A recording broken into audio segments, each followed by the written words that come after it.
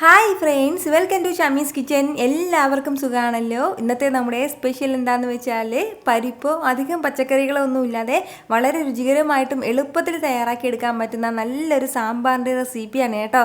കുട്ടികൾക്ക് ലഞ്ച് ബോക്സിൽ കൊടുത്തേക്കാനാണെന്നുണ്ടെങ്കിലും അല്ലാന്നുണ്ടെങ്കിൽ എളുപ്പത്തിലൊരു സാമ്പാർ നമുക്ക് രുചികരമായിട്ട് വേണമെന്നുണ്ടെങ്കിൽ ഈ ഒരു രീതിക്ക് തയ്യാറാക്കി എടുത്താൽ മതിയാവും. അപ്പോൾ ഇതിൻ്റെ ഡീറ്റെയിൽസ് ഒന്നും മിസ്സാകാതിരിക്കാൻ വേണ്ടിയിട്ട് എല്ലാവരും ഇതൊന്ന് സ്കിപ്പ് ചെയ്യാതെ കണ്ടേക്കണം. കൂടെ തന്നെ ഈ വീഡിയോ ഒന്ന് ലൈക്ക് ചെയ്യാനും നമ്മുടെ ഷമീസ് കിച്ചൻ ചാനൽ ഇതുവരെയും സബ്സ്ക്രൈബ് ചെയ്യാത്തവരാണെന്നുണ്ടെങ്കിൽ പ്ലീസ് ഒന്ന് സബ്സ്ക്രൈബ് കൂടി ചെയ്തേക്കണം. എന്നിട്ട് ആ തൊട്ടടുത്ത് കാണുന്ന ബെല്ലൈക്കനിൽ ഓൾ മറക്കാതെ ഒന്ന് പ്രസ് ചെയ്തേക്കണം. ആ ഓൾ പ്രസ് ചെയ്താൽ മാത്രമേ ഞാൻ അപ്ലോഡ് ചെയ്യുന്ന വീഡിയോസ് എല്ലാം നിങ്ങൾക്ക് കറക്റ്റായിട്ട് നോട്ടിഫിക്കേഷൻ ലഭിക്കത്തുള്ളൂ. എന്നാൽ ശരി, നമുക്ക് വേഗം തന്നെ റെസിപ്പിയിലേക്ക് പോയാലോ. നമ്മുടെ ഈ സാമ്പാർ തയ്യാറാക്കി എടുക്കാനായിട്ട് ഞാനിപ്പോൾ ഒരു കുക്കർ ഒന്ന് അടുപ്പത്തേക്ക് വെച്ചിട്ടുണ്ട്. ചെറിയൊരു കുക്കറാണ് കേട്ടോ എടുത്തിട്ടുള്ളത്. കുറഞ്ഞ അളവിലാണ് തയ്യാറാക്കുന്നത്. അപ്പോൾ കുക്കറിലേക്ക് നമുക്ക് ആദ്യം ചേർത്ത് കൊടുക്കേണ്ടത് ചെറിയുള്ളിയാണ്. ഇതുപോലെ ഒരു 15ഓളം ചെറിയുള്ളി എടുത്തിട്ട് രണ്ടായിട്ടൊന്ന് അരിഞ്ഞു വെച്ചിരിക്കുകയാണ്. ആ ചെറിയുള്ളി ഇതിലേക്കൊന്ന് ചേർക്കാം. കൂടെ തന്നെ പിന്നെ ഇനി നമുക്ക് ഇതിലേക്ക് വേണ്ടതാണ് ഒരു സവാളയും കൂടി, മീഡിയം സൈസിൽ ഒരു സവാള ഇതുപോലെ ഒന്ന് അരിഞ്ഞെടുത്തിട്ടുണ്ട്. അതും കൂടി ചേർത്ത് കൊടുക്കാം. അതുപോലെ തന്നെ പിന്നെ ഇനി നമുക്കിതിലേക്ക് വേണ്ടത് ഒരു തക്കാളിയും കൂടിയാണ്. മീഡിയം സൈസിലുള്ള ഒരു തക്കാളിയും കൂടി ഇതിലേക്ക് ചേർക്കുകയാണ്. കൂടെ പിന്നെ വേണ്ടതാണ് നമ്മുടെ എരിവിനനുസരിച്ചിട്ടുള്ള പച്ചമുളകും കൂടി. അപ്പോൾ ഞാനിപ്പോൾ ഒരു 4 പച്ചമുളക് എടുത്തിട്ടുണ്ട്. അതും കൂടി ചേർക്കുകയാണ്. ഇനി നമുക്ക് ഇതിലേക്ക് വേണ്ടത് ഒരു 1/2 ടീസ്പൂൺ അളവിൽ മഞ്ഞൾപ്പൊടിയും കൂടിയാണ്. ഇതിലേക്ക് ഇനി ഒരു 1/2 കപ്പ് അളവിൽ വെള്ളം കൂടി ചേർത്ത് കൊടുക്കാം. ഒരുപാട് വേണ്ട, ഒരു 1/2 കപ്പ് അളവിൽ മാത്രം മതിയാവും.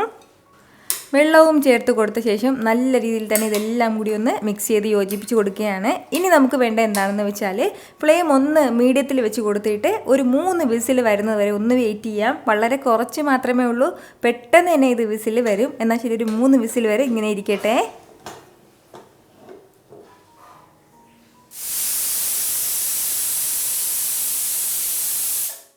ഇതിപ്പോൾ ഒരു 3 വിസിൽ വന്നിട്ടുണ്ട്. അപ്പോൾ ഇത് ഇത്രയും തന്നെ മതിയാവും. ഇനി നമുക്ക് ഫ്ലെയിം ഒന്ന് ഓഫ് ചെയ്ത് കൊടുക്കാം. ഇനി ഇതിലെ കംപ്ലീറ്റ് പ്രഷറും പോയതിന് ശേഷം മാത്രം നമുക്കൊന്ന് തുറക്കാവുന്നതാണ്. ഇപ്പോൾ ഇതിലെ കംപ്ലീറ്റ് പ്രഷറും പോയിട്ടുണ്ട്. ഇനി നമുക്കൊന്ന് തുറന്ന് നോക്കാം. നന്നായിട്ട് തന്നെ നമ്മുടെ ഈ സവാളയും അതുപോലെ തന്നെ തക്കാളിയും എല്ലാം ഒന്ന് വെന്ത് കുഴഞ്ഞ് കിട്ടിയിട്ടുണ്ട്. അപ്പോൾ അതിൽ തന്നെ കുറച്ച് വെള്ളവും കൂടി ബാക്കിയുണ്ട് കേട്ടോ. അപ്പോൾ ഇനി നമുക്ക് വേണ്ടത് എന്തെങ്കിലും ഒരു തവി ഉണ്ടോ അല്ലാന്നുണ്ടെങ്കിൽ ഒരു പൊട്ടറ്റോ സ്മാഷർ ഉണ്ടോ, നല്ലതുപോലെ ഒന്ന് സ്മാഷ് ചെയ്തെടുക്കാം. ഇതുപോലെ നന്നായിട്ട് ഞാനിതൊന്ന് ഉടച്ചെടുത്തിട്ടുണ്ട്. അപ്പോൾ ഇത്രയും ആയിക്കഴിഞ്ഞാൽ ബാക്കി കാര്യങ്ങളൊക്കെ പെട്ടെന്ന് തന്നെ ചെയ്ത് തുടങ്ങാം.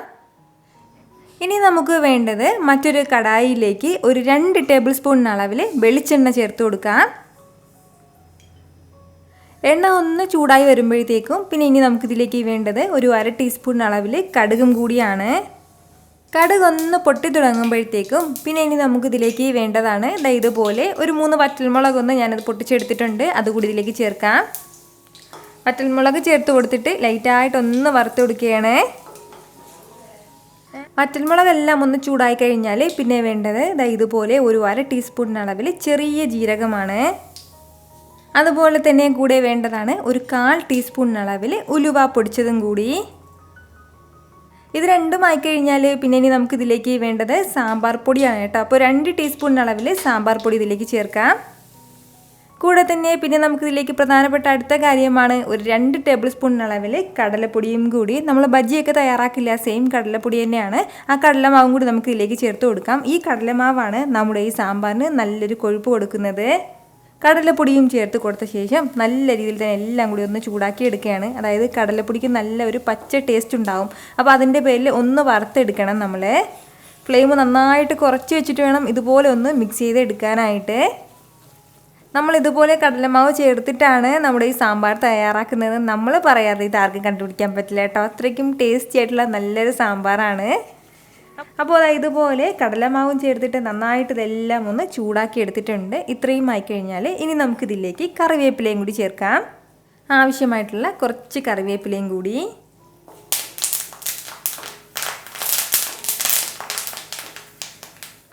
ഇനി നമുക്കിതിലേക്ക് വേണ്ടത് നമ്മളിതാ തയ്യാറാക്കി വെച്ചിരിക്കുന്ന നമ്മുടെ മിക്സും കൂടിയാണ്. അതും കൂടി ചേർക്കാം ഇതിലേക്ക്. ഇനി ഇതിലേക്ക് ആവശ്യമുള്ള വെള്ളം കൂടി ചേർത്തിട്ട് അതും കൂടി ഇതിലേക്ക് ചേർക്കുകയാണ്. 600 ml അളവിലാണ് ഞാനിപ്പോൾ ഇതിലേക്ക് വെള്ളം വെച്ച് കൊടുക്കുന്നത്. ആവശ്യത്തിനുള്ള വെള്ളവും ചേർത്ത് കൊടുത്ത ശേഷം നല്ല രീതിയിൽ തന്നെ ഇതെല്ലാം കൂടി ഒന്ന് ഇളക്കി യോജിപ്പിക്കുകയാണ്. ഇപ്പോൾ ഇച്ചിരി കട്ടി കുറവായിട്ടല്ലേ തോന്നുന്നത്. ഇതൊന്ന് തിളച്ച് വരുന്ന സമയത്ത് നല്ലതുപോലെ ഒന്ന് കുറുകിയിട്ടുണ്ടാവും. എന്നാൽ ശരി, നന്നായിട്ട് ഒന്ന് തിളക്കട്ടെ. ഇപ്പോൾ നമ്മുടെ സാമ്പാറെല്ലാം നല്ല രീതിക്ക് തന്നെ ഒന്ന് തിളച്ച് തുടങ്ങിയിട്ടുണ്ട്. അപ്പോൾ തിളച്ച് തുടങ്ങുന്ന ഈ ഒരു സമയം ആകുമ്പോഴത്തേക്കും ഇതുപോലെ നല്ലതുപോലെ കട്ടിയായിട്ട് ഇങ്ങനെ കുറുകി വരും കേട്ടോ. നമ്മുടെ ആ കടലമാവെല്ലാം നന്നായിട്ട് തന്നെ ഒന്ന് കുതിർന്നിട്ട് ഈ ഒരു രീതിക്ക് ഒന്ന് കുറുകി കിട്ടും. അപ്പോൾ ഈ ഒരു സമയം ആകുമ്പോഴത്തേക്കും ഇനി നമുക്കിതിലേക്ക് ആവശ്യമായിട്ടുള്ള ഉപ്പ് ചേർത്ത് കൊടുക്കാം.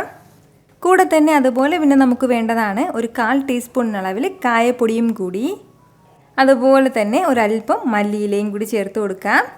അപ്പോൾ ഇത് ഇത്രയും ചേർത്ത് കൊടുത്ത ശേഷം നല്ല രീതിയിൽ തന്നെ എല്ലാം കൂടി ഒന്ന് മിക്സ് ചെയ്ത് കൊടുക്കുകയാണ്. നല്ലതുപോലെ എല്ലാം കൂടി ഒന്ന് യോജിപ്പിച്ച് കൊടുക്കാം. നമ്മുടെ സാമ്പാറിന് ഇത്രയും കട്ടിയാണ് കേട്ടോ ഉള്ളത്. അപ്പോൾ ഈ ഒരു കട്ടി തന്നെ ധാരാളം മതിയാവും. ഇനിയും കുറച്ചും കൂടി കട്ടി വേണം എന്നുണ്ടെങ്കിൽ കുറച്ചുകൂടി കടലമാവ് നമ്മൾ ഫസ്റ്റിലെ ഒന്ന് നമ്മൾ വറുത്തെടുക്കുന്നില്ലേ സമയം, ആ ഒരു സമയത്ത് കുറച്ചുകൂടി കടലമാവ് അധികം ചേർക്കാം. അതല്ലാതെ നമ്മൾ ഈ ഒരു സമയം കടലമാവ് ചേർക്കരുത് കേട്ടോ. എങ്കിൽ പിന്നെ ആ കടലമാവിൻ്റെ ഒരു പച്ച ടേസ്റ്റ് ഉണ്ടാവും. അതൊന്ന് പ്രത്യേകം ശ്രദ്ധിച്ചേക്കണം. വളരെ രുചികരമായിട്ടുള്ള നല്ലൊരു സാമ്പാറാണ് കേട്ടോ ഇത്. അപ്പോൾ നമ്മൾ ഫ്ലെയിം ഓഫ് ചെയ്ത് കൊടുത്തതിന് ശേഷം ഇനി നമുക്ക് ഒരു കാര്യം കൂടി ചേർക്കാനായിട്ടുണ്ട്, ഒരു നാരങ്ങയുടെ ജ്യൂസും കൂടി. അപ്പോൾ നമ്മൾ ഈ നാരങ്ങ ജ്യൂസ് ചേർക്കുന്ന സമയത്ത് സാമ്പാറിന് ചെറിയൊരു പുളിപ്പുണ്ടാവും. നമ്മളിതിലേക്ക് പുളി ചേർക്കുന്നില്ല, അതിൻ്റെ പേരിലാണ് ഇതിലേക്ക് നാരങ്ങ നീര് ചേർത്ത് കൊടുക്കുന്നത്. ഇതുപോലെ ഫ്ലെയിം ഓഫ് ചെയ്ത് കൊടുത്തതിന് ശേഷം മാത്രം ചേർത്ത് കൊടുത്താൽ മതിയാവും. അതിനുശേഷം നന്നായിട്ട് ഇതെല്ലാം കൂടി ഒന്ന് മിക്സ് ചെയ്ത് കൊടുക്കണം. നല്ല ചൂടോടുകൂടി തന്നെ നമുക്കിതൊന്ന് സെർവ് ചെയ്യാവുന്നതാണ് കേട്ടോ. വളരെ രുചികരമായിട്ടുള്ള നല്ലൊരു സാമ്പാറാണ്. അപ്പോൾ ഞാനിങ്ങനെ എല്ലാം വിശദീകരിച്ച് പറഞ്ഞതിൻ്റെ പേരിലാണ് ഈ ഒരു സമയം ആകുന്നത്. ഇത്രയും സമയത്തിൻ്റെ ആവശ്യമേ ഇല്ല നമുക്ക് ഈ സാമ്പാർ തയ്യാറാക്കാനായിട്ട്. ഉറപ്പായിട്ട് നിങ്ങളെല്ലാവരും ഇതുപോലെ ഒന്ന് ട്രൈ ചെയ്ത് നോക്കണം.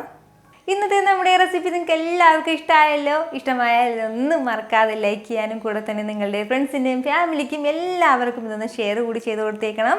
ഇതുപോലുള്ള റെസിപ്പിക്ക് വേണ്ടിയിട്ട് ഷമീസ് കിച്ചൻ ചാനൽ ഫോളോ ചെയ്യാനും സബ്സ്ക്രൈബ് ചെയ്യാനും ആരും മറക്കരുത്. വീണ്ടും നല്ലൊരു ഉഷാർ വീഡിയോ ആയിട്ട് നാളെ 2 മണിക്ക് കാണാം. അപ്പോൾ അതുവരേക്കും എല്ലാവരും ഹാപ്പി ആയിട്ടിരിക്കുക, സന്തോഷമായിട്ടിരിക്കുക, എല്ലാവരും സേഫ് ആയിട്ടിരിക്കണം. Take care friends. ടാറ്റാ.